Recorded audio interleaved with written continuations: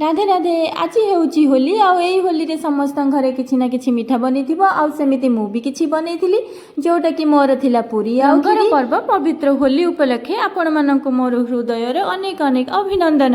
आसंतु रंग खेलिबा हस खुशी बांटिबा एवं स्वादिष्ट पूरी आ खीरी रे आनंद उपभोग करिबा। मु नै जाइथिली प्रेशर कुकर को आ कुकर रे टिके घियो पके देइथिली घियो ऊपर टिके चीनी पके देइथिली काहेकि ना चीनीटा टिके कलर हे गले खीरी रे कलरटा बहुत भलो आसीबो। एठी चावल को धोइकी नै जाइथिली आ माप अनुसार पानी देइथिली आ सिटी आसीबा पई छाडी देइथिली।